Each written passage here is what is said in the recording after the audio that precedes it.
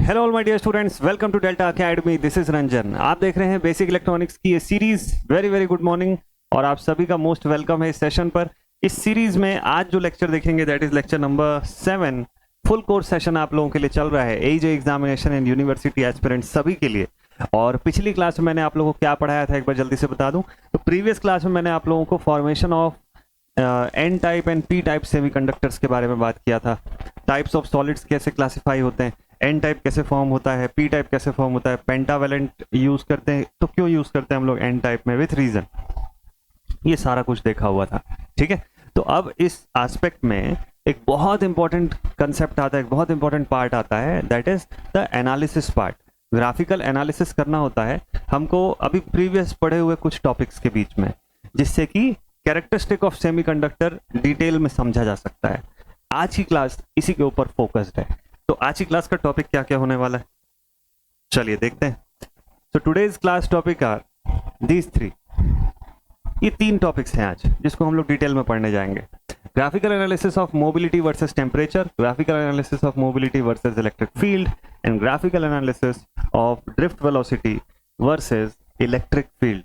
तीनों ही most important topic है, खास तौर पे जो एजेई वाले स्टूडेंट्स हैं उनके लिए भी और यूनिवर्सिटी वाले बच्चों के लिए भी। एजेई के स्टूडेंट्स के लिए खास तौर पे क्योंकि आरआरबी के पेपर में भी इससे क्वेश्चन मिलेगा आपको, और अदर स्टेट एजेई एग्जामिनेशन हो गए या सेंट्रल एग्जामिनेशंस हो गए, उनमें आपको किसी ना किसी फॉर्म में अगर बेसिक इलेक्ट्रॉनिक सब्जेक्ट है तो उससे क्वेश्चन भी आपको इस टॉपिक से दिखता है। ये तीनों में से किसी ना किसी से क्वेश्चन आपको दिखेगा ही दिखेगा, चाहे वो न्यूमेरिकल के फॉर्म में हो या थ्योरेटिकल क्वेश्चन के फॉर्म में हो, बट सवाल दिखते हैं।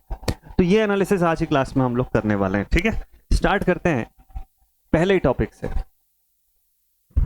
तो हेडिंग डाल लेते हैं, graphical analysis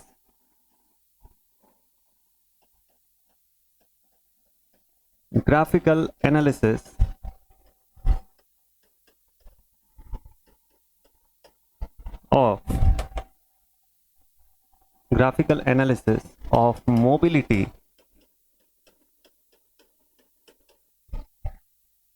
versus effect of temperature या change in temperature। बहुत एक कंसेप्ट है, मतलब बहुत जगह पे एक मिसकंसेप्शन हम लोग सुनते हैं कि किसी से आप पूछोगे कि सर मोबिलिटी का क्या होगा टेम्परेचर बढ़ाने से, तो आपको ये सुनने मिलता है कि अच्छा मोबिलिटी बढ़ती है, या कोई बोलेगा मोबिलिटी तो घट जाती है। एक्चुअल रीजन क्या है, क्या कंडीशंस होती है, क्या स्ट्रक्चर्स होते हैं, और क्यों ये दोनों ही चीजें होती है। मोबिलिटी बढ़ती भी है और मोबिलिटी घटती भी है, बट स्पेसिफिक कंडीशंस में अलग अलग चीजें होती है। क्या रीजन है इसके पीछे पूरा डिटेल में बताता हूं आपको। ठीक है, देखिए मोबिलिटी किसी भी सेमीकंडक्टर के अंदर दो मेजर एस्पेक्ट से होते हुए गुजरती है। दो मेजर स्कैटरिंग इफेक्ट्स जो होते हैं वो मोबिलिटी के अंदर रिस्पॉन्सिबल होते हैं, डोमिनेट करते हैं जब भी हम टेम्परेचर को राइज कराते हैं तो। ठीक है, और यही दो इफेक्ट जो है उसके ग्राफ का फॉर्मेशन करने का बेस बनते हैं। ठीक है, तो लिखते हैं सबसे पहले कि mobility in a semiconductor, mobility in a semiconductor is influenced by two major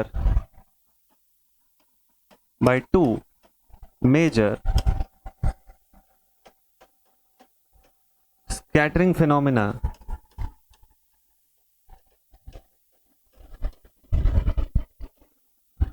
when the temperature is increased.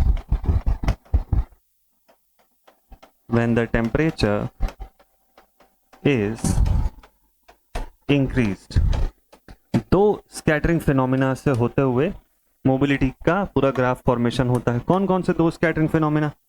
तो पहला होता है आयोनिक स्कैटरिंग,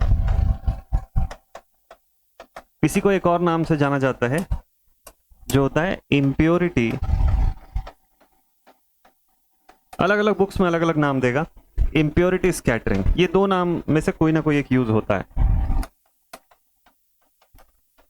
किसी किताब में इम्प्योरिटी स्कैटरिंग लिखा होगा, किसी बुक में आयोनिक स्कैटरिंग लिखा होगा, तो आप इसको कंफ्यूज मत हो जाइएगा। ज्यादातर इम्प्योरिटी स्कैटरिंग वर्ड जो है वो आपको यूज होता हुआ दिखेगा। ठीक है, तो आयोनाइज्ड डोपेंट स्कैटरिंग भी बोलते हैं इसी को, क्या बोलते हैं, आयोनाइज्ड डोपेंट स्कैटरिंग। और दूसरा क्या होता है सर, सेकंड वाला जो है इम्प्योरिटी स्कैटरिंग हो गया ना, second is lattice scattering. Lattice scattering, ठीक है, लैटिस स्कैटरिंग ये हमारा दूसरा एस्पेक्ट है, ठीक है। इसके भी कोई ऐसे दो नाम होते हैं क्या, हाँ, इसको भी आप बोल सकते हो, एक नाम और होता है, इसको फोनॉन स्कैटरिंग भी बोलते हैं, फोनॉन स्कैटरिंग। क्योंकि फोनॉन वर्ड नया है इसलिए इसको पहले नहीं लिखते, पहले समझ लेंगे कि फोनॉन स्कैटरिंग क्या होती है।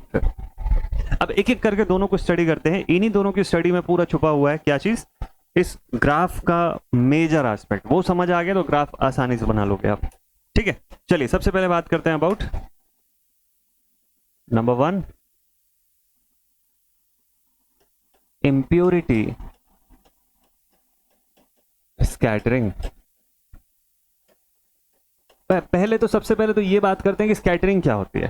हाँ, इतने देर से ये वर्ड मैं यूज कर रहा हूँ स्कैटरिंग, आपके माइंड में आ रहा होगा कि सर ये स्कैटरिंग है क्या चीज। स्कैटरिंग मतलब स्कैटर होना, फैलना, ठीक है, बिखर जाना किसी चीज का, उसी को स्कैटर करना हम लोग बोलते हैं। नॉर्मली यहाँ बिखरना नहीं, जब भी हम क्या करते हैं कि एक्सटर्नली जब टेम्परेचर अप्लाई करते हैं किसी सेमीकंडक्टर के अंदर, तो जो चार्ज कैरियर्स हैं वो उस टेम्परेचर की इफेक्ट की वजह से, ऐसा नहीं है कि वो फ्रीली मूव करते रहेंगे टिल इन्फिनिटी किसी भी सेमीकंडक्टर के अंदर, ऐसा नहीं होता है। टिल इन्फिनिटी वो नहीं फ्रीली मूव कर सकते हैं। जब आप एक्सटर्नली टेम्परेचर इंक्रीज करना शुरू करते हो तो क्या होता है, वहां पे कोलिजन्स जो है वो चार्ज कैरियर्स के बीच में वो बढ़ने शुरू हो जाते हैं उस टेम्परेचर के इफेक्ट की वजह से, ठीक है। तो ये जो कोलिजन्स होंगे वो क्या करेंगे, उनकी जो मूवमेंट है उसको कम करेंगे, तो ultimately they are reducing their mobility को कम कर रहे हैं, ठीक है। तो इन्हीं कोलिजन्स को हम लोग क्या बोलते हैं, स्कैटरिंग वर्ड से रिप्रेजेंट करते हैं। बार बार कोलिजन और इतना कुछ लिखने से अच्छा है कि एक लाइन से हम लोग उसको स्कैटरिंग बोल के एक्सपीरियंस कर लें, उसको लिख लें तो इजी हो जाता है एक्सप्रेशन, ठीक है। तो स्कैटरिंग उन्हीं कोलिजन्स को बोला जाता है। पहले चलो उसी को लिखवा देता हूं मैं आपको कि व्हाट इज स्कैटरिंग, तब फिर आगे बढ़ेंगे तो मजा आएगा, हर पॉइंट क्लियर रहेगा आपको। स्कैटरिंग का मतलब क्या है सर, चलो स्कैटरिंग पहले लिखते हैं शॉर्ट नोट जैसा, ठीक है। In a semiconductor the charge carriers, notes एकदम जबरदस्त होना चाहिए आपके पास, जिसमें हर सवाल का जवाब हो, जो आपके माइंड में डाउट उठे वो सब आपके नोट्स में एज अ आंसर हो। आपका नोट्स ही आपके टीचर की तरह हो जाए एकदम, कि हर चीज बताए आपको, तो वही नोट्स बेस्ट होता है। In a semiconductor the charge carriers do not move freely forever with increase in temperature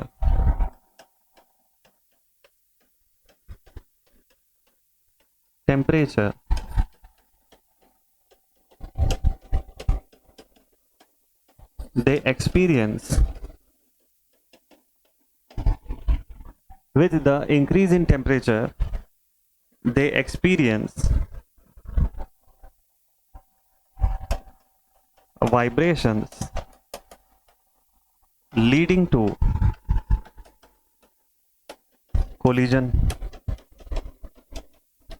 ठीक है। this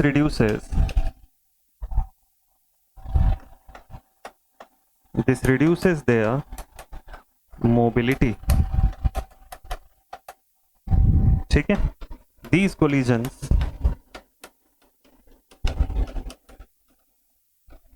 are known as scattering।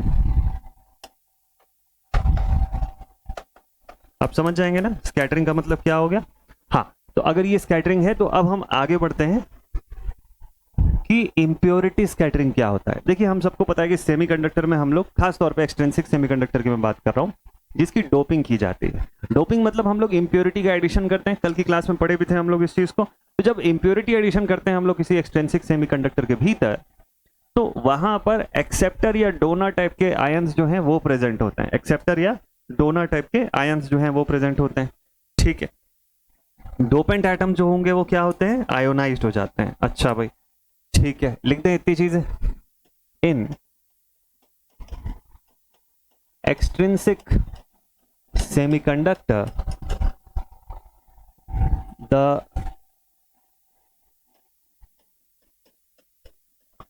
doping leads to ionization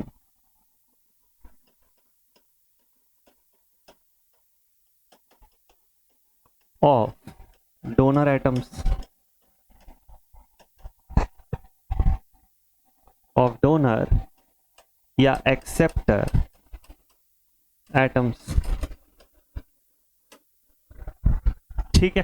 ये तो तय बात है, ये तो पढ़ चुके हम लोग इसका जब फॉर्मेशन देख रहे थे तो, ठीक है। अब हम लोग क्या कर रहे हैं, हम लोग बाहर से इस पर क्या अप्लाई कर रहे हैं, टेम्परेचर अप्लाई कर रहे हैं इनिशियल लेवल पे, ठीक है। तो उससे क्या हो रहा है, कूलम फील्ड क्या करेगा, अट्रैक्ट करेगा या रिपेल करेगा कैरियर्स को, उनके मोशन को डिस्टर्ब करते हुए, ठीक है। तो नेक्स्ट पॉइंट में लिख लीजिएगा, now the Coulomb field will attract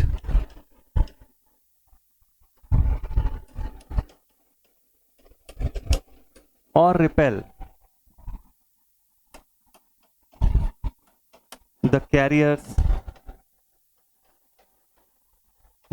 motions। Carrier motion को या तो अट्रैक्शन का फोर्स एक्सपीरियंस करवाएगा या रिपल्शन का फोर्स, डिपेंडिंग अपॉन की कौन से कैरियर्स हैं यहाँ पे, ठीक है सर। ये चीज हो रहा है। अब तो ऐसा जब होगा तो लो टेम्परेचर पे देखिएगा, टेम्परेचर जब कम होगा तो कैरियर्स धीरे धीरे धीरे धीरे धीरे धीरे मूव करते जाएंगे। लो टेम्परेचर पे कैरियर्स स्लोली मूव करेंगे। At low temperature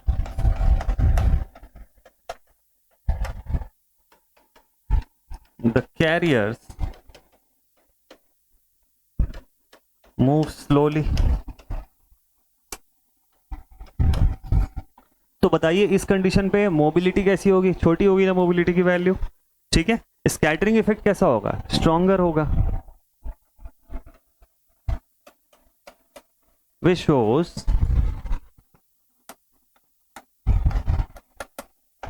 that the scattering effect is stronger। तभी तो कैरियर्स जो है वो मूव नहीं कर पा रहे ना ठीक से, स्लो मूवमेंट हो रहा है लोअर टेम्परेचर पे। स्कैटरिंग इफेक्ट जो होता है, कोलिजन का इफेक्ट जो है वो स्ट्रॉन्गर है यहाँ पर। अच्छा ठीक है, टेम्परेचर इंक्रीज करते हैं। अब यहां से, अभी तो लो टेम्परेचर हो गया, अब मान लो टेम्परेचर इंक्रीज किया तो क्या लिखेंगे, as the temperature is increased, as the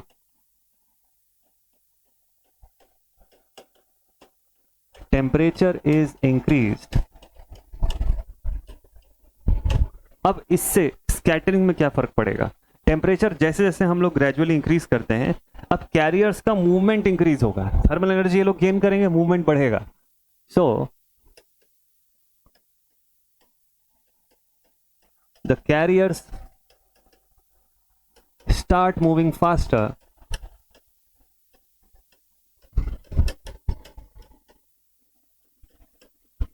which shows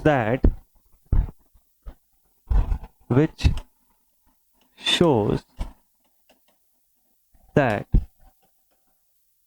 the scattering effect, carriers अगर फास्ट मूव कर पा रहे हैं इसका मतलब स्कैटरिंग इफेक्ट क्या हो गया, इज रिड्यूस्ड। तो up to a certain level of temperature क्या होता है, ग्रेजुअली मोबिलिटी बढ़ती हुई दिखाई दे रही है। किस रिस्पेक्ट में बढ़ रही है, देखिए यहां पे जनरल फॉर्मूले के एस्पेक्ट में बताऊं तो mobility due to impurity is directly proportional to t raised to the power 1.5, t raised to the power 1.5 approximately. यहाँ पे 1.5 का डेटा जो है वो निकल करके आता है, बेसिक डेटा है। इसी को 3/2 भी लिखते हैं, प्लस 3/2, ये एस्पेक्ट में आप लिखे हुए देखे होंगे, ठीक है। पॉजिटिव 3/2 होता है, इसका मतलब क्या दिख रहा है हमको, इसका मतलब मोबिलिटी जो है वो इंक्रीज हो रही है with the increase in temperature in any semiconductor. ठीक है, लो टेम्परेचर पर जैसे जैसे तापमान बढ़ाते जा रहे हो वैसे वैसे मोबिलिटी बढ़ती चली जा रही है। ये मोबिलिटी किसकी इफेक्ट से हो रही है? ये इम्प्योरिटी स्कैटरिंग के इन्फ्लुएंस में चल रही है। First half of the graph का पहला आधा हिस्सा जो इम्प्योरिटी स्कैटरिंग की वजह से डोमिनेट होता हुआ मोबिलिटी दिखाई दे रहा है यहाँ पे। ठीक है भाई, चलो ठीक है, ये first half of the graph है। Second half of the graph जो है, अब टेम्परेचर को इंक्रीज करते रहेंगे तो ऐसा नहीं होगा कि हमेशा मोबिलिटी बढ़ती जा रही है इन्फिनिटी तक, ऐसा नहीं है। कुछ होगा एक पर्टिकुलर टेम्परेचर लिमिट के बाद। अब क्या होगा? अब यहां से शुरू होगा effect of lattice scattering. Lattice scattering का असर अब देखने को मिलेगा। तो अभी तक हम लोग टेम्परेचर बढ़ाते जा रहे हैं, कैरियर जो है उसका मूवमेंट फास्ट होता जा रहा है, मोबिलिटी बढ़ती चली जा रही है। ठीक है, ये समझ आ गया। लैटिस स्कैटरिंग के केस में क्या हो रहा है? देखो, at higher temperature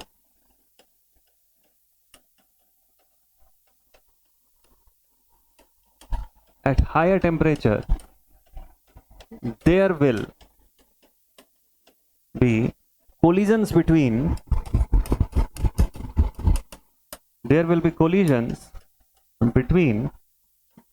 the charge carriers या electrons and एक नया वर्ड इंट्रोड्यूस कर देता हूं यहां पर, फोनॉन्स।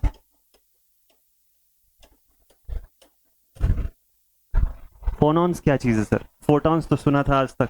अच्छा, फोटॉन्स अगर सुने हो तो फोनॉन समझ में आ जाएगा।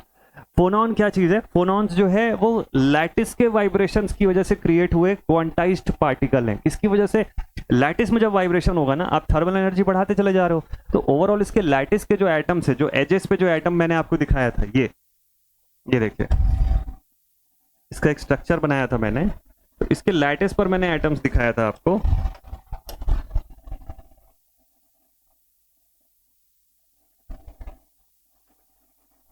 ये देखिए, मैंने यहाँ पे आपको बोला था कि इन पॉइंट्स पर यहाँ पर एटम्स अवेलेबल हैं जो इसका सेमीकंडक्टर का क्रिस्टल लैटिस स्ट्रक्चर को फॉर्म करते हैं। और उसके बाद फिर इसके फेस पर, है ना, हर फेस पर हमारे पास एटम्स जो हैं वो प्रॉपर एक सीक्वेंस में अरेंज्ड है। तो ये जो लैटिस एटम्स होते हैं ना, इनका वाइब्रेशंस हो रहा है, इनमें वाइब्रेशन होना शुरू हो जाएगा।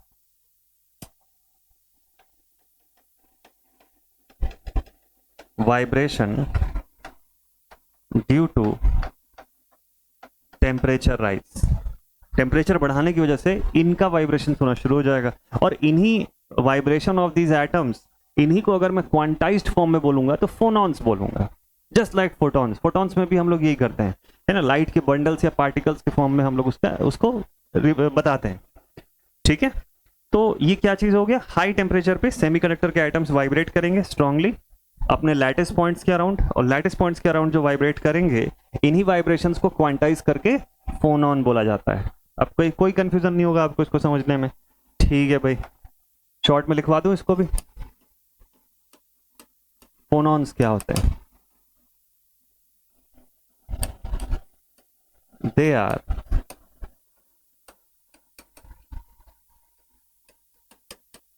क्वांटाइजेशन ऑफ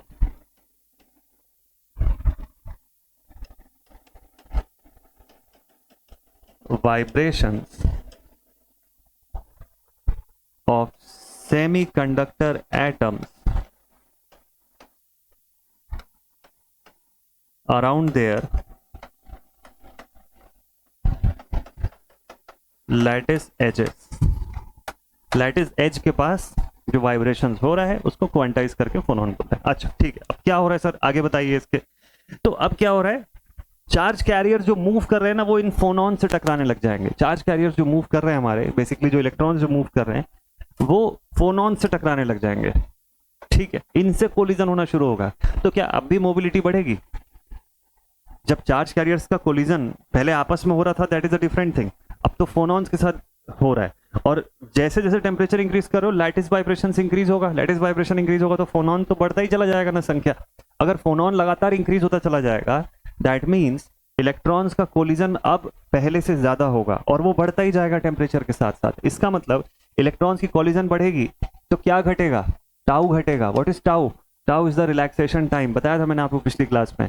टाउ क्या होता है? रिलैक्सेशन टाइम होता है, time between any two successive collisions, दो सक्सेसिव कोलिजन के बीच जो खाली समय है जिसमें कोलिजन नहीं हो रहा है, that is a relaxation time. तो अब क्या होगा, कोलिजन इतना फ्रीक्वेंट हो जाएगा कि रिलैक्सेशन टाइम कम हो जाएगा, और रिलैक्सेशन टाइम कम होगा तो क्या होगा भाई, रिलैक्सेशन टाइम कम होगा ना, तो सोचो ड्रिफ्ट वेलोसिटी पे क्या असर पड़ेगा। ड्रिफ्ट वेलोसिटी के अंदर मैंने आपको लिखवाया था इसका डेरिवेशन में, ड्रिफ्ट वेलोसिटी कम होगी तो इसका मतलब मोबिलिटी कम होगी वहां पे। कैसे मोबिलिटी कम होगी?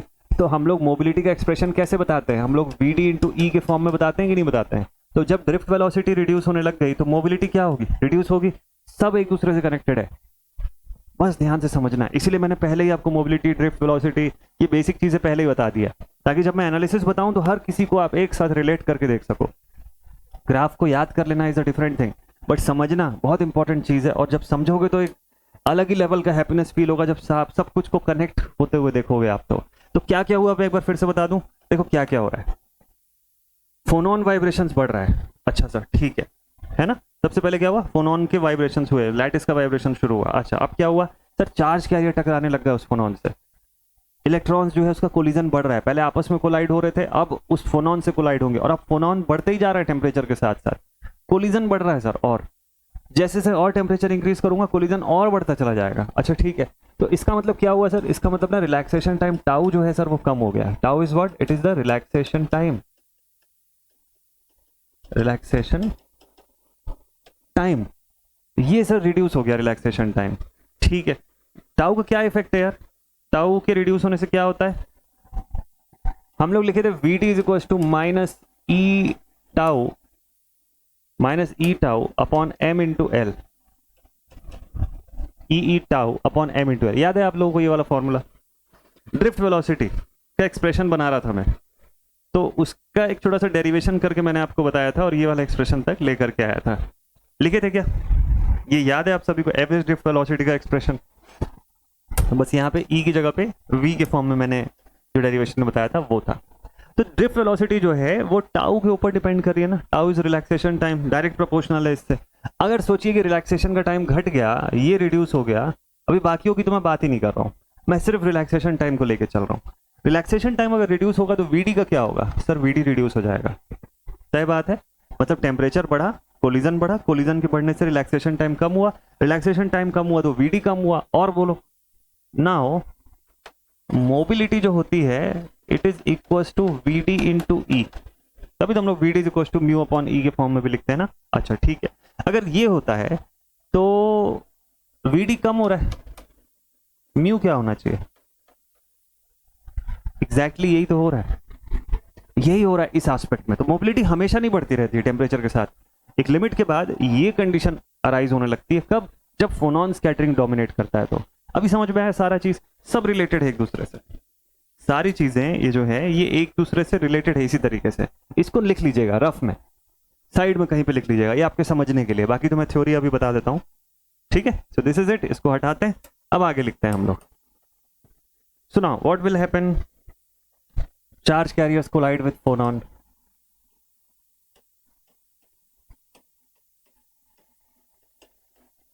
चार्ज कैरियर्स कोलाइड, अब तो पूरा फंडा क्लियर हो गया, विथ फोनॉन्स, चार्ज कैरियर्स का क्या हुआ, कोलिजन विद द फोनॉन्स हो गया। ठीक है, this scattering increases with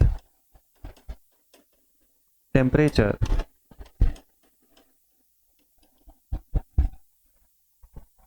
which further reduces the mobility, which further reduces the mobility of semiconductor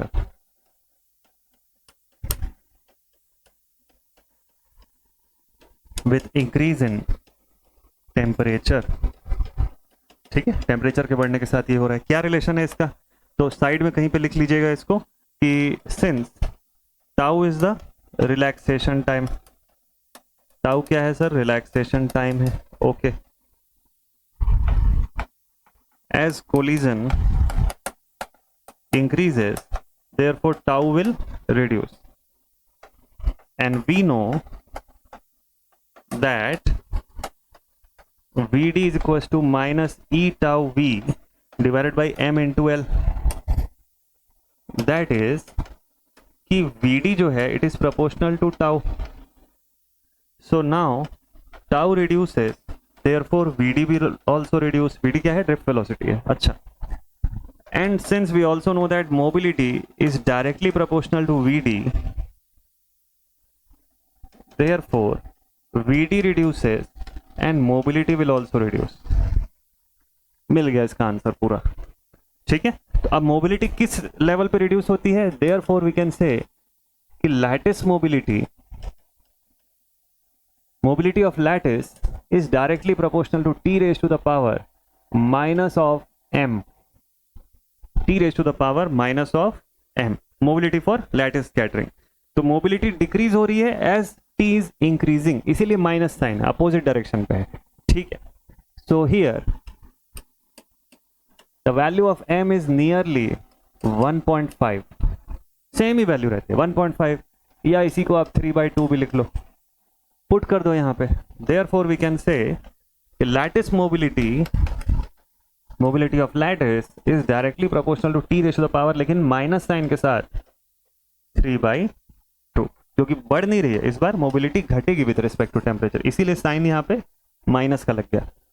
clear ये वाला पॉइंट, ठीक है। तो फोनॉन की पॉपुलेशन बढ़ रही है टेम्परेचर के बढ़ने से, जिससे फोनॉन स्कैटरिंग या लैटिस स्कैटरिंग बढ़ेगी, और उसके बढ़ने से कोलिजन बढ़ा, कोलिजन के बढ़ने से क्या हो गया, रिलैक्सेशन टाइम कम हुआ, रिलैक्सेशन टाइम के कम होने से क्या हो गया, ड्रिफ्ट वेलोसिटी कम हो गई, ड्रिफ्ट वेलोसिटी कम हुई तो मोबिलिटी कम हो गई। अरे कितना बढ़िया रिलेशन है यार, सब तो कनेक्टेड एक दूसरे से। ग्राफ भी बना दो इसी बात पे, चलो देखते हैं। अब टोटल मोबिलिटी अगर बताना हो तो मोबिलिटी ऑफ देखो टोटल मोबिलिटी भी लिख ही देते हैं, फिर ग्राफ बनाते हैं। So now we can say total mobility, यहां पे मैथेशियन रूल का यूज करेंगे हम लोग टोटल मोबिलिटी के लिए। Mu total can be given as, rule है by Matthiessen rule, we can say 1 upon total mobility is equals to 1 upon mobility due to impurity plus 1 upon mobility due to lattice scattering। impurity scattering and lattice scattering, इस form में हम लोग इसको show करते हैं, ठीक है। तो कर्व इसका कैसे बनेगा टोटल मोबिलिटी का, चलो देखते हैं। 3 ग्राफ से बताता हूं आपको जल्दी जल्दी, फिर एक साथ रिलेट करेंगे। देखिए पहला graph,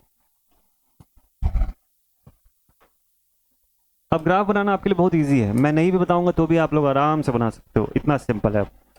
let's say this is temperature in kelvin, हाँ, ऊपर क्या है, मोबिलिटी, ठीक है। इनिशियल केस है, मतलब पहला कंडीशन जहां पे टेम्परेचर के बढ़ने से मोबिलिटी बढ़ रही है, कौन सा स्कैटरिंग, इंप्योरिटी स्कैटरिंग। अच्छा, impurity scattering,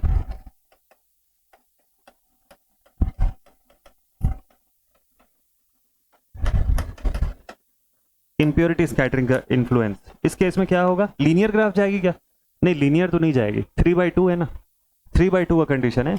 this graph will be something like this, कुछ ऐसी ग्राफ आपको देखने को मिलेगी, ठीक है। इंप्योरिटी स्कैटरिंग, तो मान लो यहां पर 100, 200, 300 एंड सो ऑन, तो यहां पर मोबिलिटी की वैल्यू जो है वो इंक्रीज तो हो रही है, बट किस प्रोपोर्शन में, लीनियरली नहीं हो रही है। Let's say 20, 40, 60, 80 and so on, इस हिसाब से इसकी वैल्यू में चेंजेस आ रहा है, ठीक। दूसरी ग्राफ बताइए सर, ये किसकी वजह से हुआ, इंप्योरिटी स्कैटरिंग की वजह से हुआ। अच्छा, और चलो एक और ग्राफ बताता हूं। तीसरा ग्राफ समरी रहेगा, फाइनल वाला। सेकंड ग्राफ देख लीजिए, सेकंड ग्राफ में क्या होना चाहिए? तो सेकंड वाली ग्राफ में आप बोलोगे कि सर यहां पर तो लैटिस स्कैटरिंग होगा ना सेकंड हाफ में। अब जब टेम्परेचर बढ़ने के बाद की बात है ये। अच्छा, लैटिस स्कैटरिंग में क्या हो रहा है सर? लैटिस स्कैटरिंग के केस में ना अब मोबिलिटी ऊपर से नीचे की तरफ जाएगी, मतलब मोबिलिटी रिड्यूस होगी यहां पर। अच्छा, सो इट शुड बी, अच्छा वो भी लीनियर नहीं होगा ना, लीनियर रिडक्शन तो है नहीं, तो मोबिलिटी कुछ इस तरीके से रिड्यूस होगी। इसको हम लोग क्या नाम देते हैं? इसको हम लोग बोलते हैं लैटिस स्कैटरिंग। यहां पे आप बोल सकते हो कि यहाँ mobility is directly proportional to T raise to the power -3/2। इस जगह पे मोबिलिटी का क्या सीन था? Mobility was proportional to T raise to the power 3/2, increase हो रही थी। यहाँ मोबिलिटी रिड्यूस होती चली जा रही है, ठीक है, उस हायर लेवल से। तो ऐसा कुछ देखने को आपको मिलेगा यहाँ। ठीक है, ठीक है, ठीक है। तो ये मान के चलो भाई 80, 60, 40, 20 और यहाँ पे हो गया लेट से 300, 600, 900 एंड सो ऑन, इस तरीके से। तो टेम्परेचर बढ़ते जा रहा है, मोबिलिटी घटती चली जा रही है। कंबाइंड ग्राफ क्या बोलता है इनका? चलो अब फाइनल आ गया इसका कंबाइंड ग्राफ। इनका कंबाइंड ग्राफ जो बनता है that is something like a bell shaped curve, एक बेल शेप का कर्व जैसा बनता है इसका। बहुत पॉपुलर है, बुक्स में आपको मिलेगा। टेम्परेचर इन केल्विन, ठीक है, एंड दिस इज मोबिलिटी, ठीक है। किस तरीके का ग्राफ बनेगा सर इनका? देखिए इनका ग्राफ कुछ ऐसा बनेगा। तो जब इंक्रीज होगा तो कहां से इंक्रीज होगा? कोई एक लेवल से इंक्रीज होगा, समथिंग लाइक दिस, ठीक है। और जब रिडक्शन होगा तो उस पीक लेवल से ये रिड्यूस होना शुरू हो जाएगा। तो कैसा रिडक्शन होगा यहां पर? इसका रिडक्शन भी नॉन लीनियर ही होगा, समथिंग लाइक दिस। इस तरीके का ग्राफ फॉर्मेशन होगा। ये एक टेम्परेचर रेंज है जहां तक, जिससे पहले तक mobility of a semiconductor will keep on increasing. चलिए अब इसको फटाफट से हम लोग डिनोट कर लेते हैं जल्दी से। ये वाला जो रीजन था, this is the condition where mobility was proportional to T raise to the power 3/2। कौन सा region? This is the impurity scattering region, impurity scattering region ये पूरा था, ठीक है। मान लो कोई भी लेवल होगा, ये लेट से 40, यहाँ 20, यहाँ 0, ऐसा आप डिनोट कर सकते हो। दिस इज लेट से 100, 200, 300 एंड अबव। ये वाला जो रीजन है this is lattice scattering reason.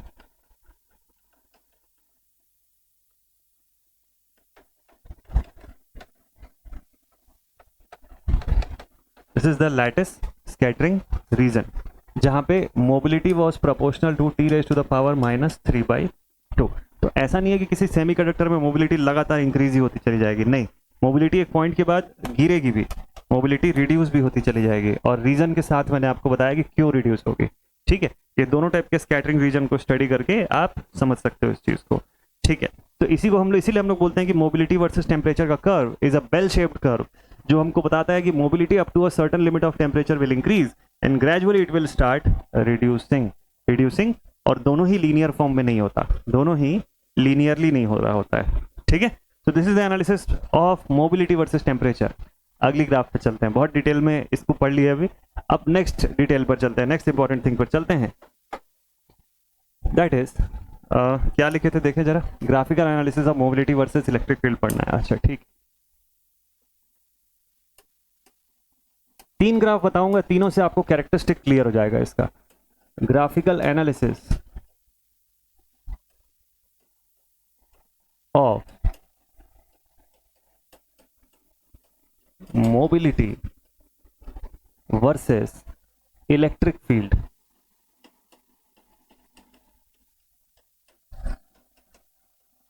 Mobility versus electric field E, ठीक। इलेक्ट्रिक फील्ड के बढ़ाने से मोबिलिटी पे क्या असर पड़ता है, मोबिलिटी बढ़ती है, घटती है, क्या होता है यहाँ पे सर? अच्छा ठीक है,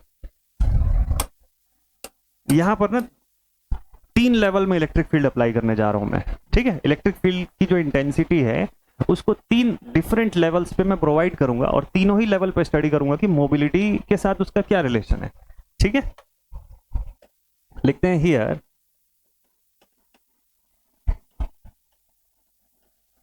we are classifying electric field in 3 levels,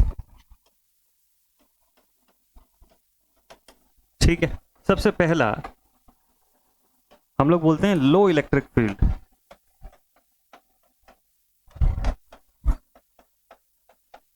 low electric field मतलब सर, मतलब 0 से लेके 10⁻³ वोल्ट पर सेंटीमीटर। डेटा को याद रखिएगा, यहां पे डेटा काम का, ये अप्रोक्सीमेशन वाला डेटा नहीं है, फिक्स वाला डेटा है ये, ठीक है। तो इसको याद रखेंगे तो एग्जामिनेशन के पॉइंट ऑफ व्यू से इंपॉर्टेंट है। पहला डेटा लो इलेक्ट्रिक फील्ड का है। लो इलेक्ट्रिक फील्ड मतलब जिसको हम लोग क्लासिफाई कर रहे हैं, इलेक्ट्रिक फील्ड का रेंज 0 से 10⁻³ वोल्ट पर सेंटीमीटर, ठीक है। इसी को बोलते हैं लो इलेक्ट्रिक फील्ड, ठीक। इस रेंज तक मोबिलिटी जो होती है वो कांस्टेंट रहती है किसी सेमीकंडक्टर में। इफेक्ट क्या आया कि मोबिलिटी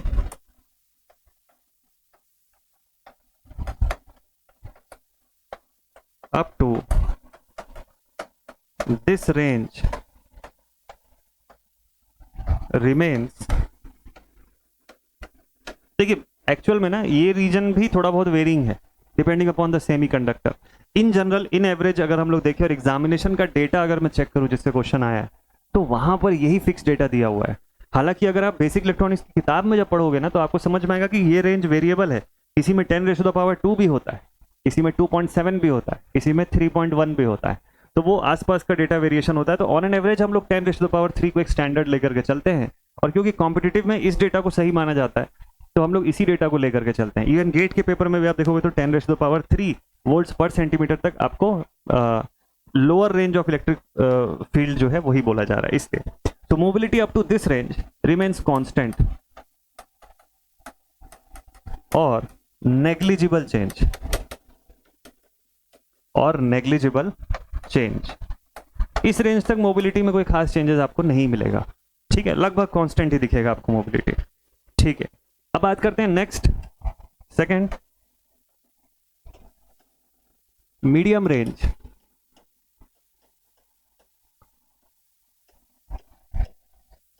या फिर इसी को बोला जाता है critical range, critical range of electric field, critical range of electric field. कहां से कहां तक होता है सर? ये जो रेंज होता है ना, यहां हमारी इलेक्ट्रिक फील्ड 10⁻³ से बड़ी होती है लेकिन 10⁻⁴ से छोटी रहेगी। अगेन यूनिट सेम है, वोल्ट पर सेंटीमीटर। यूनिट का ध्यान रखिएगा, यहाँ चीजें सेंटीमीटर्स में बता रहा हूं मैं आपको, ठीक है, वोल्ट्स पर सेंटीमीटर। कभी कभी कंफ्यूज करने के लिए एग्जामिनेशन में क्वेश्चन मीटर्स के फॉर्म में देगा, कन्वर्ट करना पड़ेगा वहां पे हमको, ठीक है। इस कंडीशन में क्या होता है, so in this reason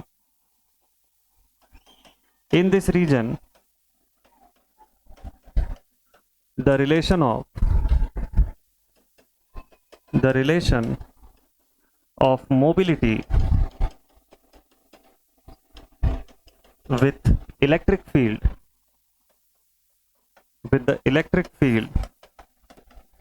is given as, कैसा शो होता है ये?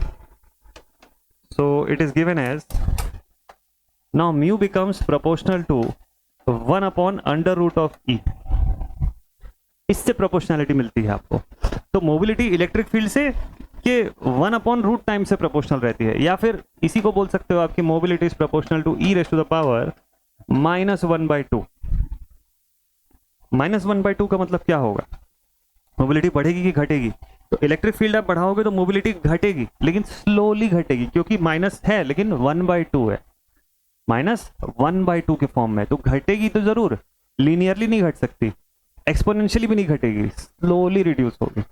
लोअर रिडक्शन आपको दिखाई देता है। देयरफॉर, तो कंक्लूजन लिख देता हूं मैं यहां पे, therefore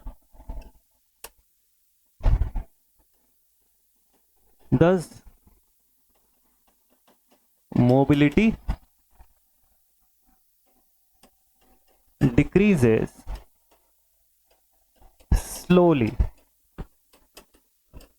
in this region, in this region, इस रीजन में कम रिडक्शन होगा मोबिलिटी में। अच्छा भाई, बहुत बढ़िया।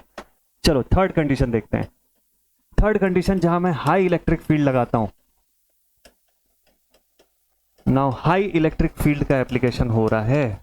अब क्या होगा सर, पहले तो बताओ हाई इलेक्ट्रिक फील्ड का मतलब क्या है आपका, यानी electric field above the range of 10⁻⁴ volts पर सेंटीमीटर। अच्छा, इसको बोलते हैं।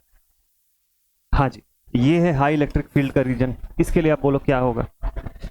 जब higher range of electric field में अप्लाई करूंगा तो वहां पर वेलोसिटी सैचुरेशन इफेक्ट जो होगा वो होना शुरू हो जाएगा। ये क्या होता है मैं समझाऊंगा अभी आपको। तो लिखूंगा मैं यहां पे, ड्यू टू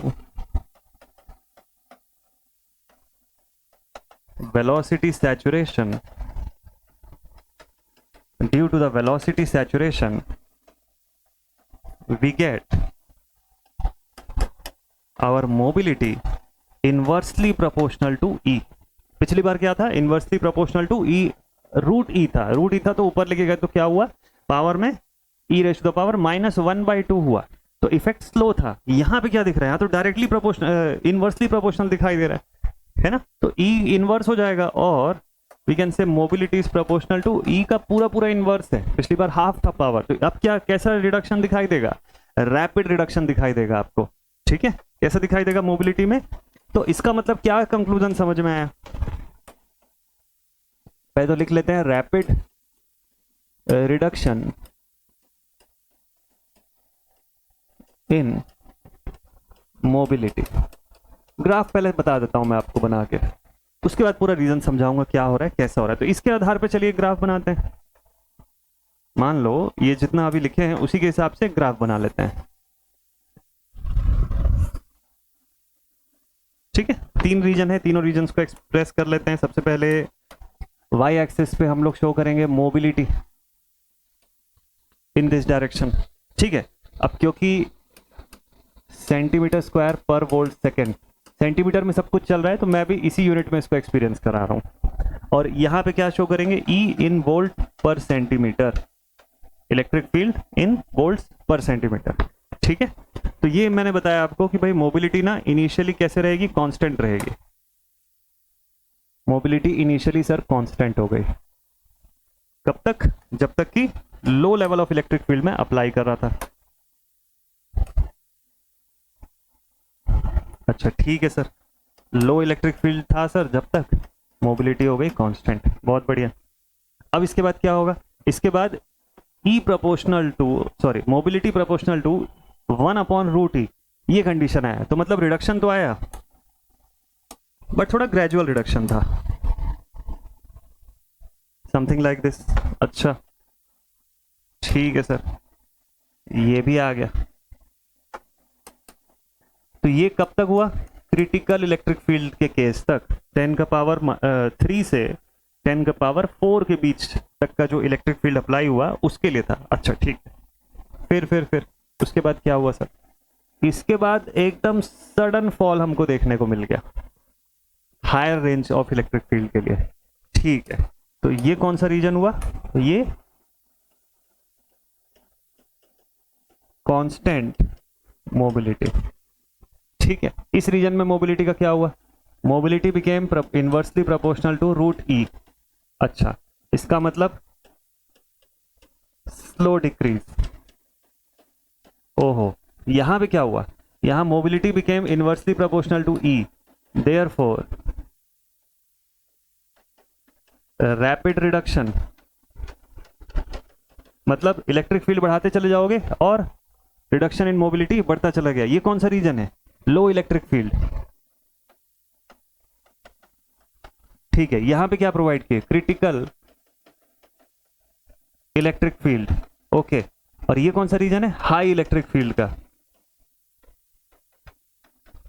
वैल्यू बताओ, चलो वैल्यू लिख लेते हैं।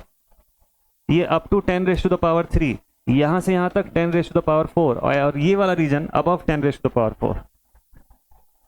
यही है, यही तो है ग्राफ। इतना ग्राफ अगर समझ में आ रहा है तो बेस्ट है, आप पूरा ग्राफ इसका समझ चुके हैं।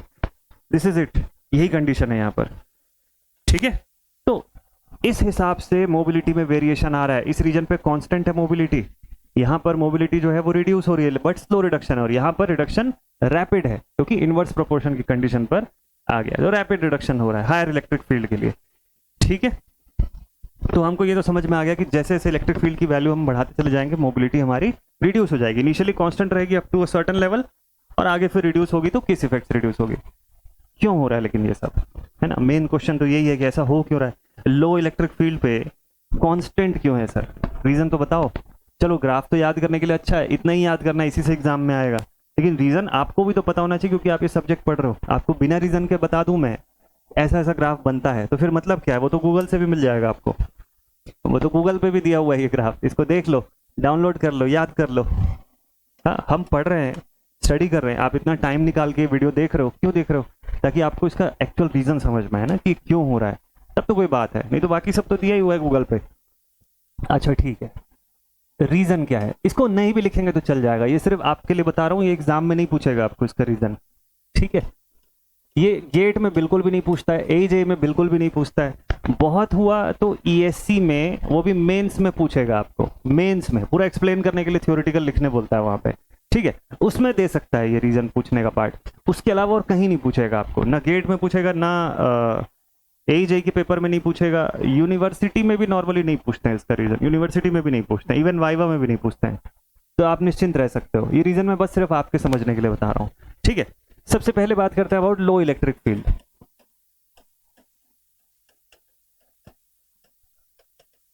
मैकेनिज्म बस जान लो, इसको मत लिखिएगा, बस आप देखते जाइए, समझ लीजिए ये क्या हो रहा है। लो इलेक्ट्रिक फील्ड का कंडीशन है, ठीक है। इसमें क्या हो रहा है,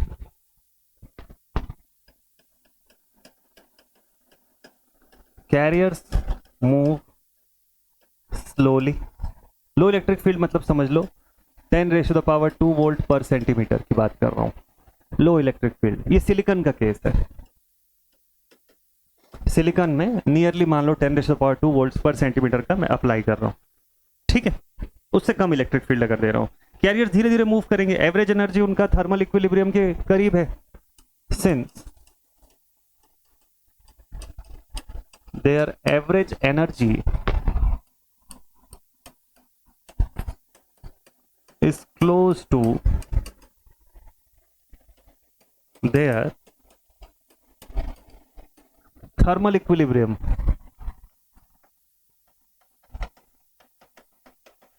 थर्मल इक्विलिब्रियम के करीब है ना इनका एवरेज एनर्जी, तो उस कंडीशन में क्या होगा, कोई मूवमेंट हमको कुछ ऐसा कुछ चेंजेस दिखाई देगा क्या, ठीक है। स्कैटरिंग यहाँ स्ट्रांग नहीं है ना, ठीक है, मतलब जो स्कैटरिंग का इफेक्ट है, बाहरी इलेक्ट्रिक फील्ड अभी इतना स्ट्रांग नहीं है कि वो स्कैटरिंग को कंट्रोल कर सके, so therefore scattering is not much affected by external electric field. Scattering दो ही तरीके से तो इफेक्ट हो सकता था, या तो तापमान बढ़ा देते, पिछले केस का जो देखे थे तो स्कैटरिंग में असर पड़ता, और या फिर इलेक्ट्रिक फील्ड को बढ़ा दो तो भी स्कैटरिंग होगा। यहाँ तो दोनों ही नेग्लिजिबल है, मतलब देखो थर्मल इक्विलिब्रियम में पहले से है, चार्ज कैरियर धीरे धीरे मूव कर रहे हैं ना, क्योंकि उसकी average energy close to their thermal equilibrium है, तो टेम्परेचर का एस्पेक्ट हम लोग मान ही नहीं रहे हैं कि इंक्रीज हो रहा है, अपनी जगह पे अगर फिक्स है, खाली हम ये देख रहे हैं कि इलेक्ट्रिक फील्ड को धीरे धीरे बढ़ा रहे थे। तो क्या हो रहा था, तो उस रेंज की इलेक्ट्रिक फील्ड, इस रेंज की electric field up to 10⁻³ volt पर सेंटीमीटर की जो इलेक्ट्रिक फील्ड है वो उतनी सफिशिएंट नहीं होती है कि स्कैटरिंग को अफेक्ट कर सके, स्कैटरिंग क्रिएट कर सके, ठीक है। तो मोबिलिटी लगभग कांस्टेंट रहती है, therefore mobility remains constant in this reason.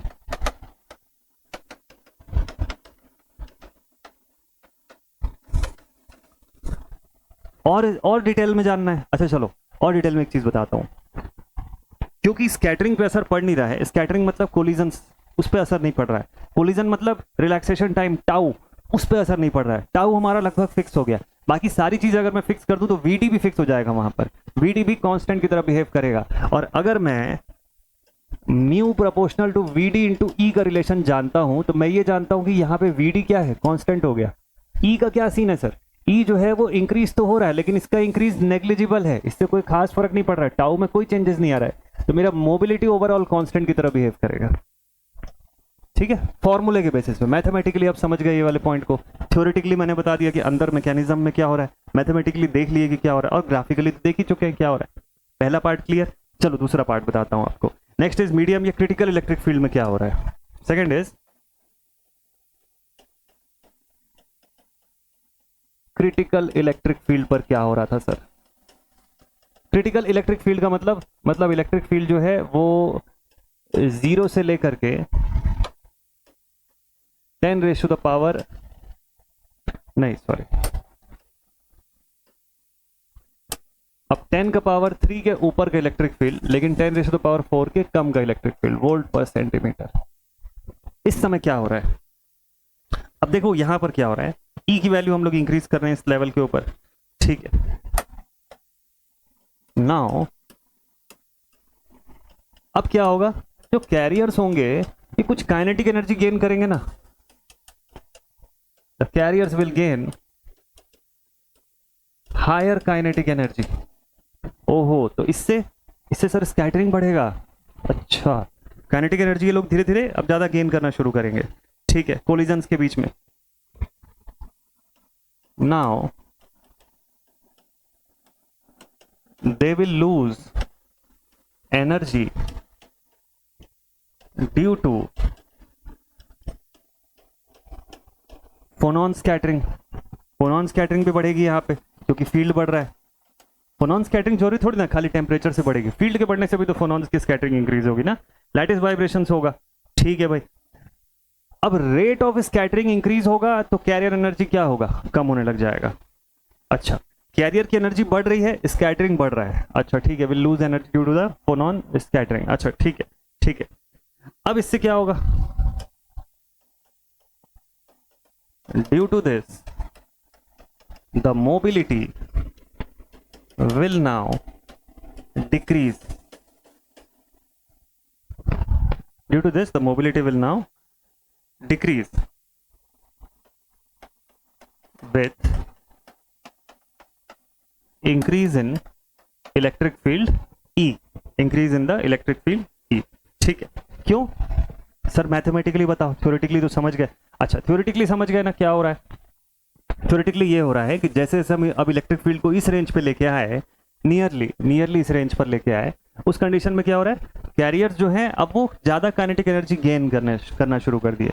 Kinetic energy जब ज्यादा गेन करना शुरू किए तो एक तरफ से फोनॉन वाइब्रेशंस भी शुरू हो गया, और जब ये काइनेटिक एनर्जी गेन किए तो ये भी मूव करेंगे, मतलब कैरियर एनर्जी बढ़ी हुई है तो कैरियर ज्यादा मूवमेंट करेंगे, ज्यादा वाइब्रेशंस करेंगे। अब होगा क्या, कोलिजन होगा। तो क्या होगा, कोलिजन होने की वजह से क्या होगा, ये अपनी एनर्जी जल्दी जल्दी वहां पे लूज करना शुरू करेंगे। अब जब एनर्जी लूज करना शुरू करेंगे फोनॉन स्कैटरिंग की वजह से, तो मोबिलिटी फिर कैसे बचेगी, मोबिलिटी कम होने लग जाएगी। क्यों, क्योंकि कोलिजन बढ़ गया, और उससे फिर ई के इंक्रीज होने से मोबिलिटी कम होती हुई दिखेगी, लेकिन धीरे धीरे कम होगी, यहाँ पे एकदम जल्दी जल्दी कम नहीं होगी। ठीक है, मैथमेटिकली समझाओ सर क्या चीज है। अच्छा चलो मैथमेटिकली देखो मैंने आपको बोला ना कि एनर्जी ये लोग गेन करेंगे, जिससे टाउ का क्या होगा ये बताओ मुझे। सीधे सीधे सारा रिलेशन ना टाउ से रिलेटेड है, रिलैक्सेशन टाइम से। तो आप बोलोगे कि अच्छा सर, काइनेटिक एनर्जी इसने गेन किया, फोनॉन स्कैटरिंग इंक्रीज हुई, जिससे कि कोलिजन होना शुरू हो गया। कोलिजन हुआ तो रिलैक्सेशन टाइम घटेगा। अच्छा भाई, रिलैक्सेशन टाइम कम हो गया, ओके। तो रिलैक्सेशन टाइम कम हुआ तो वीडी क्या होगा, वीडी रिड्यूस हो जाएगा। ई बढ़ रहा है, वीडी रिड्यूस हो रहा है। इसीलिए mobility since we say it is equal to VD into E. हम लोगों ने ई को इंक्रीज किया, लेकिन at the same time VD हमारा रिड्यूस हो रहा है, और वीडी का रिडक्शन ज्यादा हो रहा है एज कम्पेयर टू ई के बढ़ने के कंपैरिजन में। तो इसीलिए ओवरऑल मोबिलिटी घटेगी, रिड्यूस ही होगी, लेकिन बहुत ज्यादा रिड्यूस नहीं होगी, क्योंकि ई बढ़ रहा था तो ये इसको संभाला हुआ है। ठीक है, वीडी गिर रहा है, बट ई के बढ़ने से ज्यादा गिर रहा है वीडी, इस वजह से मोबिलिटी ज्यादा गिरना शुरू हो जाएगी, रिड्यूस होना शुरू हो जाएगी। ठीक है, ठीक है, ठीक है, ये कंडीशन है। लेकिन अभी भी मोबिलिटी ड्रास्टिकली नहीं रिड्यूस होगी, इसीलिए 1 अपॉन, मैथमेटिकली जो मैंने आपको बताया, mobility was proportional to 1 upon under root E. ठीक है, लास्ट रेंज देखिए sir, higher for higher E. Higher electric field के केस में क्या होगा, मतलब ग्रेटर देन 10⁻⁴ वोल्ट पर सेंटीमीटर। इस केस में क्या हो रहा है, अब इस केस में क्या होगा, V हमारा इस रीजन में सैचुरेट हो जाएगा। V का कंडीशन क्या, अब क्योंकि ना यहां पर सिचुएशन क्या है समझिएगा, यहां पर V सैचुरेट हो जाएगा एक कांस्टेंट वैल्यू पर, यहां पर सैचुरेशन वेलोसिटी का कंडीशन आएगा, we will say here V will saturate, V will saturate. V अगर सैचुरेट हो गया तो हम लोग क्या जानते हैं, now mobility is proportional to VD into E. ये सिचुएशन है, तो हम लोगों ने बोला ये जो है ये तो सैचुरेट हो ही जाएगा। Saturation velocity for saturation V sat saturation for silicon is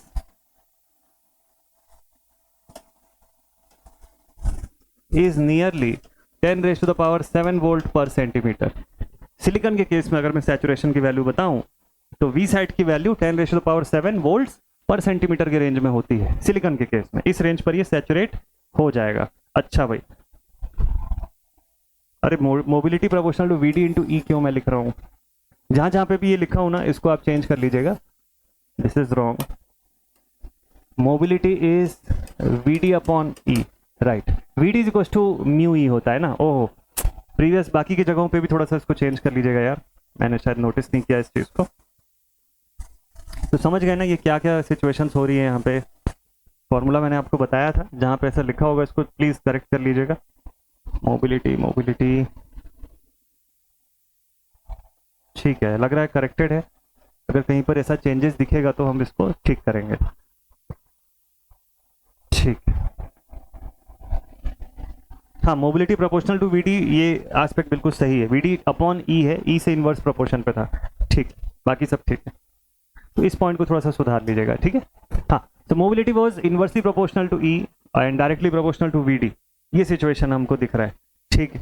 तो दैट मीन्स ये VD क्या होगा, ये तो सैचुरेट हो जाएगा सर, ये it will lead to saturation,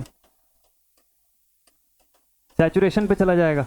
therefore we can say it will become V sat upon E. अब ये तो सैचुरेट हो गया, मोबिलिटी किसके हिसाब से चेंज होगा, सीधे ई के हिसाब से चेंज होगा ना, तो therefore we will get mobility inversely proportional to E since V sat velocity has been saturated. यहां पे वेलोसिटी क्या हो गई, सैचुरेट हो गई। क्या बोलते हैं इसको, इसी को बोलते हैं velocity saturation effect. This is known as the velocity saturation effect. यहां पर ड्रिफ्ट वेलोसिटी हमारी सैचुरेशन रीजन पे पहुंच गई है, ठीक है। मोबिलिटी शार्पली फॉल होता है क्योंकि अब मोबिलिटी इनवर्सली प्रोपोर्शनल हो गया ई के, तो शार्प फॉल हमको यहाँ पे दिखाई देता है इस रीजन के अंदर, ठीक है। इसका प्रैक्टिकल एग्जांपल या प्रैक्टिकल एस्पेक्ट कुछ है क्या, हाँ बिल्कुल है। इसका एप्लीकेशन भी आपको मैं बता देता हूं जल्दी से। इसका एप्लीकेशन भी मैं आपको बता देता हूं। देखिए प्रैक्टिकल एप्लीकेशन कहाँ पे दिखता है, जैसे सपोज कर लो गैलियम आर्सेनाइड टाइप के जो सेमीकंडक्टर्स हैं, ठीक है, ये सेमीकंडक्टर डिवाइस है। हाई इलेक्ट्रिक फील्ड जब उनके जंक्शन पे लेके आते हैं, जंक्शन के करीब या शॉर्ट फील्ड्स के करीब या शॉर्ट चैनल के करीब लाते हैं, तो वहां पे वेलोसिटी सैचुरेशन इफेक्ट होता है जिसकी वजह से करंट का फ्लो लिमिट हो जाता है, ठीक है। तो in semiconductor devices like MOSFET or diodes, when electric field is increased near junction, then due to the velocity saturation effect, due to the velocity saturation effect,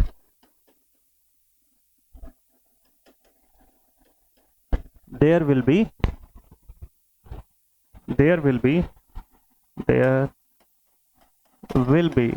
limiting in current flow. अब पूरी चीज समझ गए हम लोग, current flow को कैसे ये लिमिट कर देता है। हाँ, एक और बढ़िया सा एप्लीकेशन आपको बताता हूं। जब भी हम लोग गैलियम आर्सेनाइड सेमीकंडक्टर की बात करते हैं, GaAs सेमीकंडक्टर की बात करते हैं, ठीक है, इसकी एक खासियत होती है, वेलोसिटी सैचुरेशन इफेक्ट के बाद भी सैचुरेशन जारी रहता है। मतलब वेलोसिटी सैचुरेशन इफेक्ट के बाद भी मोबिलिटी लगातार घटती चली जाती है वहां पे, ठीक है। ड्रिफ्ट वेलोसिटी जो है वो और डिक्रीज होती चली जाती है। In gallium arsenide semiconductor even after the velocity, ये बहुत काम का चीज है, खासतौर पे यूनिवर्सिटी वाले बच्चे और ESE गेट के लिए जो तैयारी कर रहे हैं, ये थोड़ा ज्यादा डेप्थ वाला पार्ट है। तो in gallium arsenide semiconductors even after the velocity saturation the mobility will keep on reducing, will continue to reduce, and thus VD will continue to reduce, VD will continue to reduce further with increase in electric field. Electric field बढ़ाते जाओ और कम होता चला जाएगा, saturation effect के बाद भी कम होगा। In electric field this effect is known as, बहुत काम का इफेक्ट है, बहुत इंपॉर्टेंट है ये, is known as, this effect is known as gun effect. Gun effect, वो बंदूक वाला गन नहीं, नाम है किसी का, ठीक है। This effect is known as gun effect, जिसको ज्यादातर हम लोग किस में यूज होता हुआ देखते हैं, गन डायोड्स में हम लोग इसको यूज करता हुआ देखते हैं, ठीक है। और इसका एक और नाम होता है, इसको बोलते हैं नेगेटिव डिफरेंशियल रेजिस्टेंस। क्या बोलते हैं इसको, नेगेटिव डिफरेंशियल रेजिस्टेंस या नेगेटिव डिफरेंशियल मोबिलिटी लिख लो इसको, ज्यादा एक्यूरेट यही है। मैक्सिमम बुक्स में आपको मोबिलिटी लिखा हुआ ही मिलेगा। बहुत काम की चीज है ये। नेगेटिव डिफरेंशियल मोबिलिटी का क्वेश्चन जो है वो ESE के पेपर में पूछ चुका है, AJE में नहीं पूछा है नॉर्मली, लेकिन गन इफेक्ट का क्वेश्चन AJE में भी पूछ सकता है आपको, ठीक है। गन डायोड जो है ना वो ये चीज शो करते हैं, इसी के ऊपर बेस्ड होता है गन डायोड। जब आगे चल के हम लोग स्पेशल टाइप के सेमीकंडक्टर्स के बारे में पढ़ेंगे तो वहां मैं गन डायोड्स को और डिटेल में आपको एक्सप्रेस करूंगा, बट अभी याद रखिएगा कि इसका कंसेप्ट इस जगह से आता है, इस पॉइंट से इसका कंसेप्ट आता है, ठीक है। डन, समझ गए हम सब। चलिए आगे चलते हैं अब नेक्स्ट पॉइंट पर, और तीसरा और आखिरी एनालिसिस जो है उसको कंप्लीट करते हैं। अब लास्ट है ग्राफ बिटवीन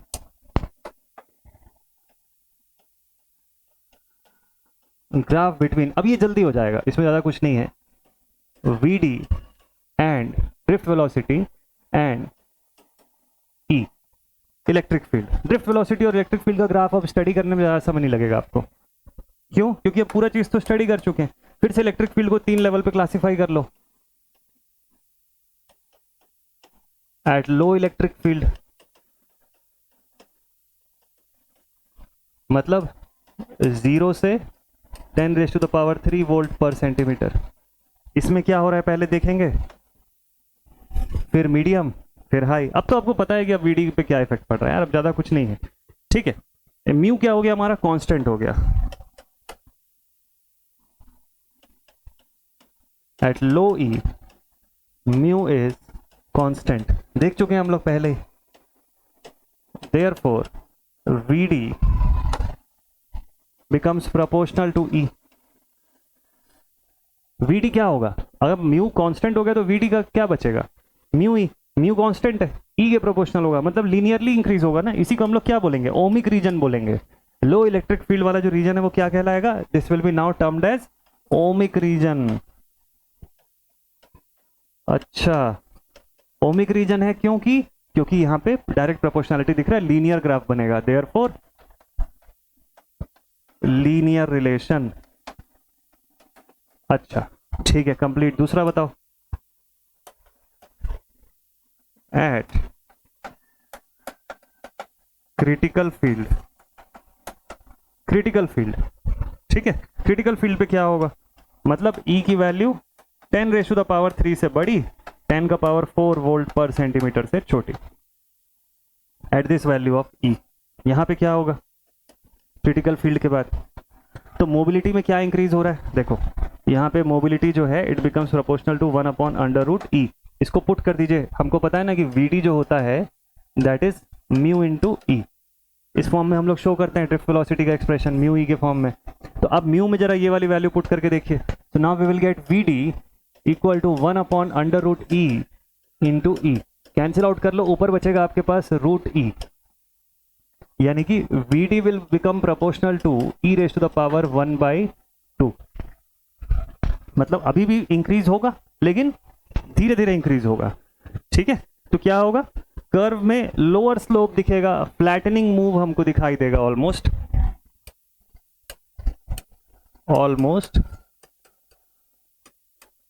फ्लैटनिंग कर्व लगभग फ्लैटन होता हुआ हमको दिखेगा, बढ़ेगा लेकिन अब फ्लैटन होता हुआ, अब सैचुरेशन की तरफ जाता हुआ दिखाई देगा, ठीक है। लास्ट इफेक्ट,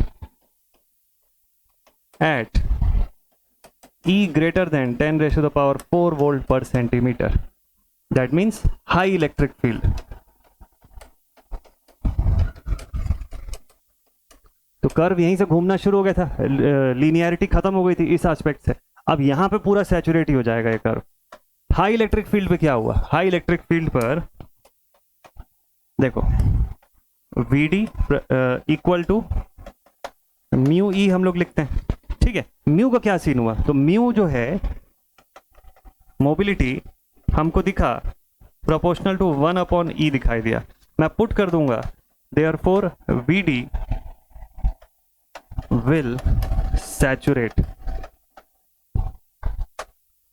Vd क्या होगा, Vd यहां से अब सैचुरेशन रीजन जो है वो गेन कर लेगा, ठीक है। तो Vd हमारा क्या हो जाएगा, सैचुरेट हो जाएगा, और इसी जगह पे वेलोसिटी सैचुरेशन इफेक्ट हम लोग बोलते हैं। तो this is the velocity saturation effect, this is the velocity saturation effect. तो उसके इन्फ्लुएंस में क्या हो जाएगा, पूरा ग्राफ सैचुरेटेड फॉर्म में दिखाई देगा। समझ गए पूरा चीज, अब बस ग्राफ ड्रॉ करना है, कंप्लीट हो गया आज का टॉपिक, ठीक है भाई। चलो बनाए ग्राफ, चलिए फाइनल कर्व। तो अब तो पूरा इसका बेस समझ में आ गया, आप खुद ही बना लोगे इसको, कोई बड़ी बात है ही नहीं। देखो this is Vd and this is electric field, volt पर सेंटीमीटर। ड्रिफ्ट वेलोसिटी है, तो ड्रिफ्ट वेलोसिटी का एक्सप्रेशन हम लोग किसमें बताएंगे, सेंटीमीटर पर सेकंड में, क्योंकि सारा कुछ सेंटीमीटर में स्टडी कर रहे हैं तो उसी फॉर्म में बताएंगे। इनिशियली क्या हो रहा था, इनिशियली हमको यहां से राइजिंग कर्व दिखा लीनियर फॉर्म में, वो भी अच्छा ठीक है। Low electric field, rising curve, linear form, अच्छा ठीक है। उसके बाद क्या हुआ, उसके बाद यहां से लगभग धीरे धीरे क्या हुआ, मीडियम इलेक्ट्रिक फील्ड के केस में ये इलेक्ट्रिक फील्ड यहां से कुछ ऐसा दिखना शुरू हुआ। कैसा दिखना शुरू हुआ सर, लगभग ऐसा, अच्छा ठीक है।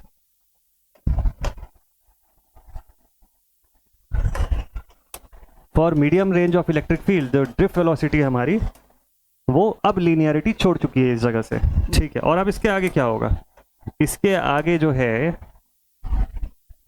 इसके आगे ये कर्व जो है वो सैचुरेशन पे चला गया, अच्छा। तो इसके आगे का रीजन सैचुरेशन रीजन, लिख दे सभी का नाम कि कौन कौन सी चीज क्या क्या है, ठीक है। तो this is constant, constant Vd, इसका मतलब यहां पे हो गया सैचुरेशन। इलेक्ट्रिक फील्ड 10⁻⁴ से आगे, हाई इलेक्ट्रिक फील्ड 10⁻³ और इसको मान लो 0, ठीक है। ये कौन सी फील्ड हो गई, लो फील्ड। यहां पर क्या हो गया, लीनियर रीजन हुआ या ओमिक रीजन इसको बोलते हैं। यहां पे Vd क्या हुआ, इंक्रीज हुआ with the electric field, Vd proportional to electric field, यहां लिख देता हूं Vd proportional to electric field इस रीजन पे, ठीक है। इस जगह पे क्या हुआ, ये नॉन लीनियर रीजन लिखिएगा इसको, अब क्वेश्चन में ध्यान से पढ़िएगा कि कौन से रीजन ऑफ इलेक्ट्रिक फील्ड के लिए आपको पूछा है, उस हिसाब से 3 आंसर बनेंगे इसके अंदर, ठीक है। तो ये क्या हुआ, critical electric field, this is critical electric field, ठीक है। और ये कौन सा रीजन हुआ, हाई इलेक्ट्रिक फील्ड का रीजन हुआ, हाई इलेक्ट्रिक फील्ड। तो परफेक्ट है यार, एकदम सारी की सारी चीजें अपनी जगह पे एकदम सही फिट बैठती हैं। Medium level of electric field, high electric field और low level of electric field, तीनों के लिए क्या हो रहा है, क्यों हो रहा है, विथ रीजन। पढ़ने को सिर्फ अगर ये ग्राफ को देखना होता और याद करना होता तो मात्र 5 मिनट का काम है। तीनों ग्राफ को आप देख भी सकते हो एक साथ और याद भी कर सकते हो, लेकिन उसके पीछे का कंसेप्ट समझना इतना ज़्यादा इंपॉर्टेंट है। ये एक बार समझ में आ गया तो कभी रटना नहीं पड़ेगा आपको, हर चीज़ एकदम ट्रांसपेरेंसी के साथ समझ में आएगी। तो आपसे चाहे कोई इंटरव्यू क्वेश्चन में पूछ रहा हो, कोई वाइवा ले रहा हो, हर चीज़ में मैं बता रहा हूँ, बेसिक इलेक्ट्रॉनिक्स आपका फेवरेट सब्जेक्ट बन जाएगा जब आप इसको इतने डेप्थ में पढ़ना शुरू करेंगे। तो मज़ा आएगा फिर आपको इसको पढ़ने में, फिर रटना नहीं पड़ेगा कोई चीज़ को, ठीक है। तो ये थे 3 के 3 बहुत important characteristic curve of this first chapter semiconductor physics. अब ये पहला चैप्टर लगभग कंप्लीशन की तरफ आ गया है। अब 1 या 2 लेक्चर्स में आने वाले ये कंप्लीट हो जाएगा ये चैप्टर, और नया चैप्टर आप लोगों का शुरू होगा पीएन जंक्शन डायोड्स का। तो आई होप यहाँ तक सब कुछ समझ में आ रहा होगा आपको अच्छे से। इस आने वाले संडे को हम लोग जो क्वेश्चन प्रैक्टिस करेंगे वो इस सभी टॉपिक के क्वेश्चंस लेकर के रहेगा। तो नोट्स बहुत अच्छे से बनाइएगा, रेगुलर रिवीजन करते रहिए, प्रैक्टिस करते रहिए। आज कोई क्वेश्चन नहीं करवा रहा हूँ आपको, आने वाली क्लास में क्वेश्चंस करवाऊंगा इस टॉपिक का भी और न्यू क्लास के टॉपिक का भी। तो आज का सेशन कैसा लगा जरूर से बताइएगा। Till then take care all my dear students and thank you so much for watching this session. मिलते हैं आप सभी से नेक्स्ट वीडियो में। जय हिंद।